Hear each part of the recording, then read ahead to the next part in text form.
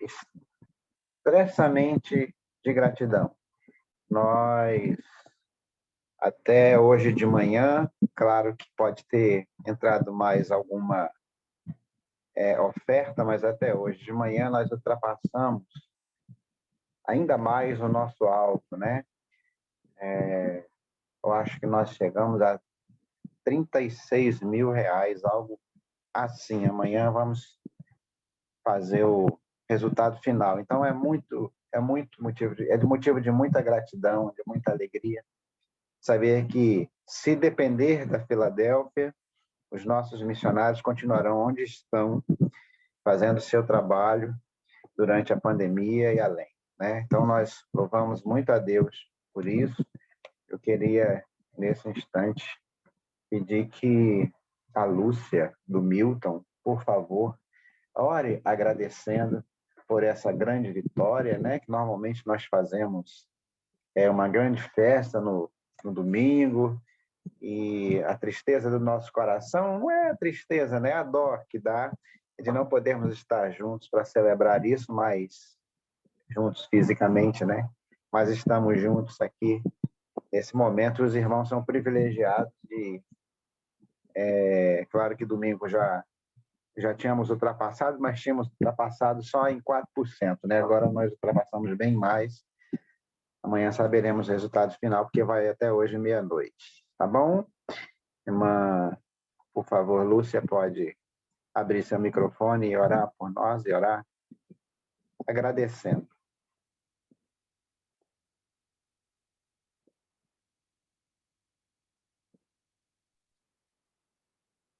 Pastor, ela não está, eu posso fazer a oração? Calma, irmão, vocês são um. Amém, então oremos. Amado Deus, grandioso Pai, obrigado, Senhor, pela oportunidade ímpar que o Senhor nos proporciona nesta noite, de estarmos reunidos em família, para celebrarmos o Teu santo nome, cultuar o Teu santo nome, agradecendo por tudo que o Senhor tem feito em nossas vidas e ainda por tudo que o Senhor fará, meu Pai.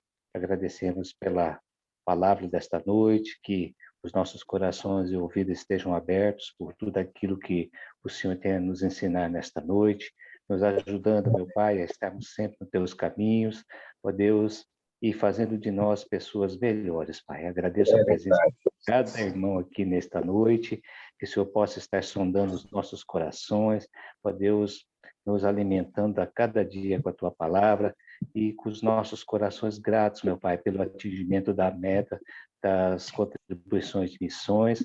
Ó Deus, muito obrigado, Pai, coração grato por tudo que o Senhor tem feito na vida de cada irmão que pôde contribuir para que o alvo fosse atingido, meu Pai. Isso é motivo de alegria, é motivo de gratidão, é motivo de regozijo, Senhor, na Tua presença, porque esses nossos irmãos que estão ali nos campos missionários, meu Pai, também passam por grandes dificuldades, né?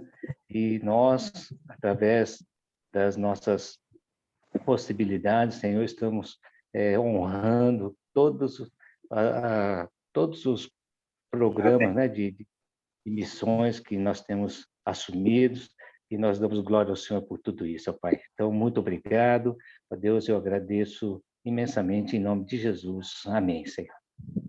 Amém. Outro motivo de gratidão imenso, muita alegria, esse o Ricardo pode compartilhar mais de perto comigo, é porque semana passada nós tomamos um susto, né? O Ricardo ligou falando que o Tatu tinha sido positivado para Covid, e o Tatu é grupo de risco total, né? Ele é idoso, diabético, uma série de remédios, e estava muito mal, sem comer, e muito cansado, né? Dificuldade respiratória. Então, fiquei pensando, meu Deus, em quem acionar, e assim, como tem um médico que está trabalhando, um grupo de médicos que está trabalhando muito com isso, ajudando as pessoas, se propuseram, né, entre eles a Sônia, a esposa do pastor Shirleyton, o Eucias, eu acho que tem mais pessoas. E o Eucias, nós temos um contato mais próximo, e Eu liguei para ele, liguei não, passei um WhatsApp, o áudio, né? Pedi para ele dar um apoio para a gente, ele deu um apoio imediato, sabe? Eu achava que ele só ia responder à noite, ele respondeu ainda de tarde. Botei ele em contato com o Marconi, já pedi para o Ricardo ajudar aquilo que fosse necessário em seguida, né? Ele deu todas as orientações para o Marconi. O Tatu estava tomando uma medicação só, ele passou um conjunto de medicações. Essas medicações foram administradas a partir de então. O Tatu melhorou muito.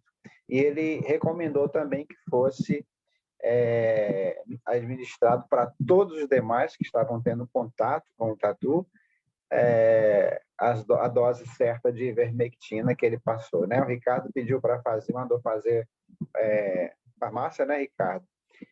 E entregou lá quantas ivermectinas, Ricardo? 240 comprimidos de ivermectina. 240 comprimidos, né? Deve dar uns 6 para cada um, né? Mais ou menos, não sei. São 12 para cada um, na realidade. Tinha 20 pessoas, 12 para cada um. Certo. Então, foi administrada e, graças a Deus, até hoje, nenhum apresentou sintomas, né? Todo mundo bem, graças a Deus. E o Tatu também bem melhor. E nós ficamos com o coração bem apertado, não deu tempo nem de falar com ninguém, a gente teve que agir imediatamente, né? Sob orientação médica. Obrigado mais uma vez aí pelo Ricardo, porque eu estava em casa e só mexendo ali para... Também o Ricardo foi... Você foi buscar na farmácia, Ricardo? Na realidade, eu fiz uma pesquisa de preço, depois eu fiz a encomenda e fui buscar na farmácia para entregar para eles. Né? O teste foi tudo por telefone, né? Mas na hora de buscar tinha que ir lá, claro. Então é isso. Obrigado a Deus, obrigado ao Senhor. Somos muito gratos, porque está todo mundo bem lá, né? E é isso. Nós vamos agora começar nosso momento de compartilhar o livro de Atos, né? Agora que a programação está sendo realmente gravada para os irmãos poderem consultar depois, nossa playlist Entre Líderes, lá no canal da igreja. E a gente está aí 19º, acho que é o 19º hoje. Mas semana passada eu não consegui a gravação. A gente estudou Atos 10 e a gente viu aquela situação lá do encontro de Pedro com Cornélio, né? Deus preparando todas as coisas, preparando o ouvinte, preparando o mensageiro, preparando a mensagem, e eu diria mais, fazendo o encontro, né? Deus como grande mentor desse encontro. E aí nós terminamos orando que Deus pudesse nos aceitar como seus ajudantes, porque aprendemos no domingo, em Atos 10, na quarta-feira passada, que a missão é de Deus. A missão é de Deus e ele recebe como parceiro dessa missão todo aquele que se apresenta, diz: Senhor, me acolhe como teu ajudante de ordens, né? Eu quero ser esse intermediador, o condutor da mensagem, né? Os anjos tiveram um trabalho danado, mas não puderam abrir a boca. Teve que ser Pedro, tem que ser eu e tem que ser você. E hoje o Ricardo vai trazer para nós a sequência desses eventos, né? A ideia que vem logo em seguida, e está com a palavra. Que Deus abençoe, cara. Eu queria, desde já, pedir a você que fosse digitando seus comentários, perguntas, dúvidas que você tiver no chat para a gente interagir depois, logo após a mensagem. Ricardo, é contigo. Maravilha, glória a Deus. Realmente essa passagem da quarta-feira passada, com a palavra da irmã Carla, foi uma palavra muito, muito, muito boa com relação a perceber que o quanto Deus realmente tem uma missão e Ele conta conosco e Ele deseja que você possa estar disponível com o coração entregue a Ele para que você possa fazer parte dessa missão. E nós vamos dar continuidade hoje, olhando para Atos. Eu vou colocar no chat agora aí os pontos da nossa mensagem que nós vamos dar uma olhadinha enquanto percorremos esse texto, que é o texto de Atos, no capítulo 10, do verso 34 até Atos 11, 18, falando sobre a mensagem do perdão de Deus. Aqui Pedro vai discorrer e vai conversar e perceber que o perdão de Deus é mais abrangente do que ele tinha como pressuposto. Ele, inclusive, vai ter que enfrentar algumas, vamos dizer assim, contrariedades à sua percepção, e vai ter que comprovar essa percepção de como que Deus deseja perdoar e como que Deus age com esse perdão, né? Então, nós começamos olhando no início do texto de Atos 10, no versículo 34 em diante, sendo narrado o quanto Deus deseja que a mensagem do perdão chegue para todas as pessoas. Então, cheguem para todos. E eu acho legal, eu gostaria que você me acompanhasse nessa leitura. Eu vou ler o texto, mas eu vou tentar ser bem breve, mas eu vou ler o texto porque eu quero destacar alguns pontos desse texto. Olha só, a partir do verso 34 diz bem assim: e abrindo Pedro a boca, disse: reconheço por verdade que Deus não faz acepção de pessoas, mas que lhe é agradável que aquele que em qualquer nação o teme e faz o que é justo. A palavra que ele enviou aos filhos de Israel, anunciando a paz por Jesus Cristo, isto é, o Senhor de todos. Esta palavra vós bem sabeis, veio por toda a Judéia, começando pela Galileia, depois do batismo que João pregou. Como Deus uniu a Jesus de Nazaré com o Espírito Santo e com virtude, o qual andou fazendo bem e curando a todos os oprimidos do diabo, porque Deus era com ele. E nós somos testemunhas de todas as coisas que fez, tanto na terra da Judéia, como em Jerusalém, a qual mataram, penduraram no madeiro. A este ressuscitou Deus ao terceiro dia e fez que se manifestasse, não a todo o povo, mas às testemunhas que Deus antes ordenara a nós, que comemos e bebemos juntamente com ele depois que ressuscitou dentre os mortos. E nos mandou pregar ao povo e testificar que ele é o que por Deus foi constituído o juiz dos vivos e dos mortos. A este dão testemunho todos os profetas, de que todos os que nele creem receberão o perdão dos pecados pelo seu nome. Todos, sem exceção, precisam receber esta palavra, e a partir de receber esta palavra, poderão encontrar-se em uma situação de ser regenerado por Cristo. O Senhor Deus pode transformar a vida de cada um de nós pelo poder redentor que só nele há. Então, esta mensagem de perdão, ela é necessária para todas as pessoas.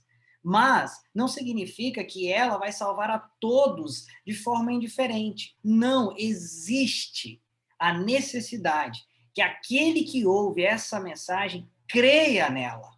Aceite a mensagem como mensagem de redenção em sua vida. Não necessariamente será uma mensagem banal onde todos vão ouvir e a partir disso toda a sua vida será transformada. Não, é preciso um compromisso da sua parte em crer e em seguir a Jesus. Todos nós pecamos, todos nós estamos separados da graça de Deus. A única forma de nos unirmos novamente a Deus é aceitando essa palavra, esse perdão que foi tão claramente demonstrado a Pedro com a ação do Espírito Santo entre os gentios, quem ele achava sempre de que eles não seriam salvos, eles não faziam parte dos planos de Deus. Mas Pedro tem uma comprovação clara de que Deus não faz acepção de pessoas. E é minha missão, é sua missão, enquanto servos de Jesus, enquanto servos do Deus Altíssimo, de levarmos essa mensagem do perdão para todas as pessoas, por meio da nossa palavra, por meio do nosso testemunho, por meio da nossa vida. É interessante que ele continua e ele fala que a mensagem, uma vez que ela é aceita, o texto vai demonstrar claramente para nós que o Espírito Santo passa a atuar na nossa vida. A gente abre espaço para a atuação do Espírito Santo na vida de cada um. Você pode bloquear essa ação uma vez que você não aceita Jesus Cristo como parte na sua vida, como aquele que é seu Senhor, aquele que é seu Deus. Mas você pode abrir todas as portas para a ação dele na sua vida, uma vez que você se submete e se coloca aos pés dele e então aceita-o como o Senhor redentor da sua vida. Olha o que o texto diz em Atos 10, 44 a 46. E dizendo Pedro ainda estas palavras, ele estava pregando. No meio da pregação, meus irmãos, caiu o Espírito Santo sobre todos os que ouviram a palavra.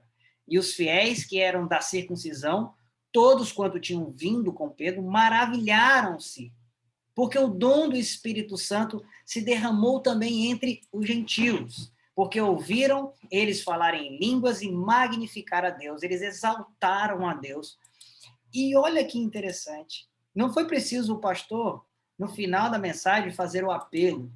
Durante a mensagem, aqueles homens se converteram. Durante as palavras de Pedro, eles entregaram a sua vida a Jesus e receberam o dom do Espírito Santo.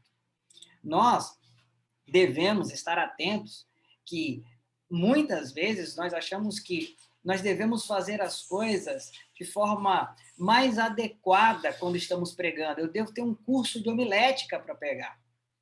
Não, queridos, você e eu, quando o Espírito Santo quer nos utilizar, com o seu jeito, com o meu jeito, nós podemos fazer com que a palavra de Deus chegue à vida das pessoas. E o Espírito Santo é quem convence as pessoas do pecado, da justiça e do juízo. E é ele que aciona este ser humano para que ele se transforme num filho de Deus, uma vez que ele o aceite. Então, nós podemos perceber que quando essas pessoas abrem os seus corações, quando eu e você abrimos os nossos corações para Jesus, o Espírito Santo passa a fazer parte, passa a trabalhar na nossa vida, passa a ser derramado em nós. E muitas obras que às vezes você não imagina que seria capaz de fazer, você poderá fazer não por sua força própria, mas pela ação de Deus em mim e em você. Pedro continua demonstrando que a gente vai vendo na narrativa que, embora Deus derrame o seu perdão para aquelas pessoas, além de transformá-los intimamente, além disso impactar a vida pessoal deles, também fez com que eles assumissem um compromisso público. E isso é muito interessante, meus irmãos. Olha só o que diz o verso 47 e 48. Respondeu então Pedro: pode alguém, porventura, recusar a água para que não sejam batizados estes, que também receberam, como nós, o Espírito Santo? E mandou que fossem batizados em nome do Senhor. Então rogaram-lhes que ficasse com eles por alguns dias. Quando essas pessoas se batizam nas águas, ali, queridos, não era um local que se batizava normalmente num quartinho ou numa igreja, onde só quem via eram as pessoas.Esse batismo normalmente acontecia em águas correntes, onde toda a comunidade que ali estava percebia que a pessoa estava se convertendo. Aquele momento, aquele ato era um ato público de comprometimento. E eu e você somos chamados não só a aceitar todos os dias a palavra do Senhor, mas a abrir espaço para o Espírito Santo e também nos comprometermos publicamente com essas atitudes, com essas ações e com esse derramar do Espírito em nós. Então, nós somos impelidos, convocados para fazer parte dessa obra do Senhor, e a gente consegue enxergar claramente como que Deus utiliza os seus servos da maneira dele. Pedro, ele é utilizado de tal forma que ele leva a palavra aos gentios, ele os batiza, mesmo em alguns momentos questionando a sua própria crença de achar que eles não poderiam ser, então, aceitos por Deus. Mas ele é convencido pelo poder do Espírito Santo. E aí, nós temos uma continuação, que é quando ele tem agora um confronto com outros irmãos que não conseguiam enxergar como ele porque não viveram a experiência que ele tinha vivido. E aí a gente percebe que a mensagem do perdão de Deus, ela é ao mesmo tempo escandalosa, mas ela também é gloriosa. Ela vai ser um movimento de muita incomodação para alguns.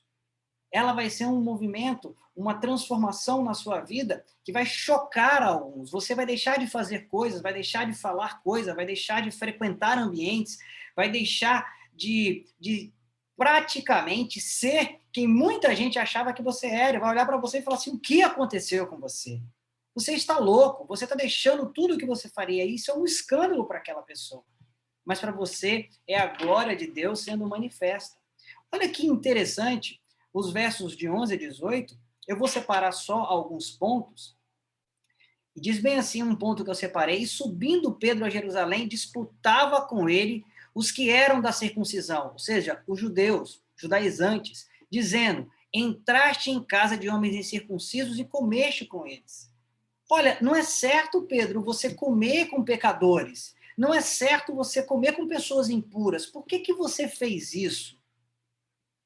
E aí, então, Pedro vai contar para eles toda a experiência que ele viveu. Vai contar para eles o que ele viu quando essa palavra foi pregada por meio dele e essas pessoas se converteram. Quando essas pessoas receberam, então, a palavra de Deus, aceitaram Jesus Cristo como seu único e suficiente Salvador, como que esse Espírito Santo entrou na vida deles. Pedro vai contar todas essas coisas e vai contar como que eles assumiram um testemunho público. E aí, então, eles vão ser convencidos por isso.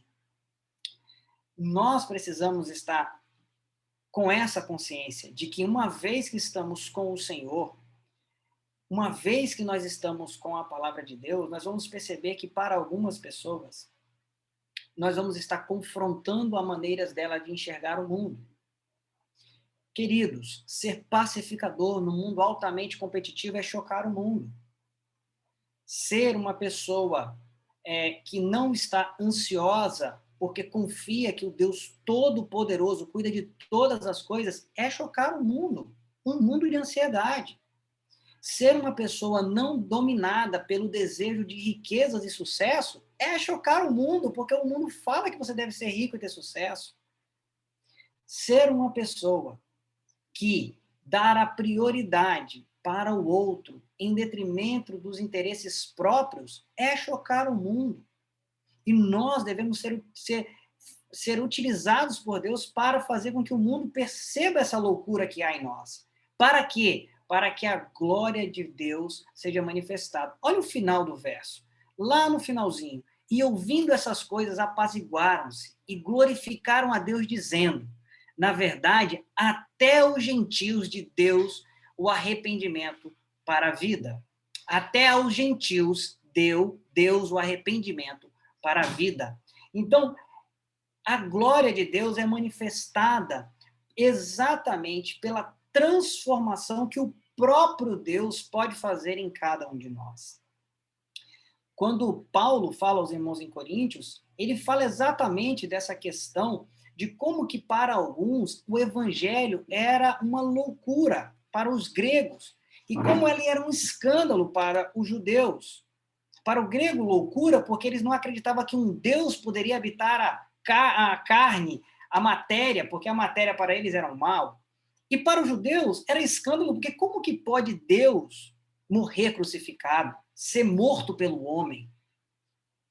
Querido, é escândalo para muita gente que você deixe de fazer coisas que com certeza desagradam a Deus, mas agradam o mundo.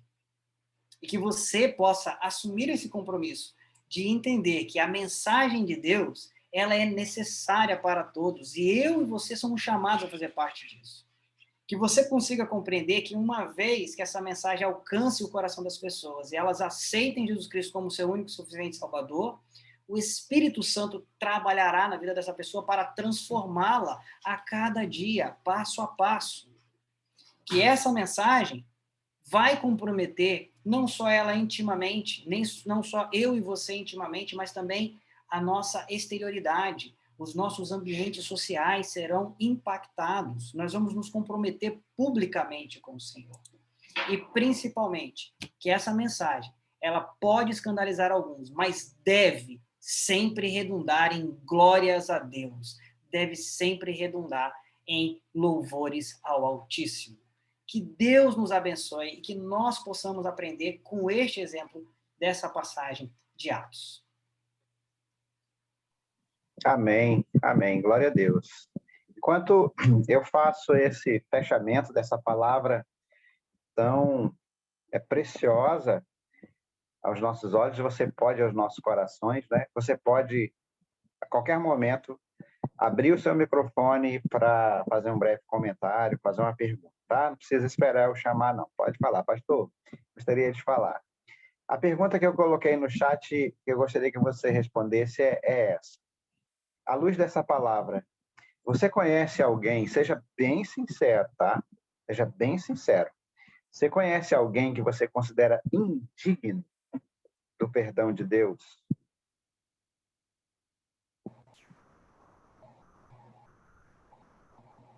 Quem for sincero agora vai levantar a mão, como eu.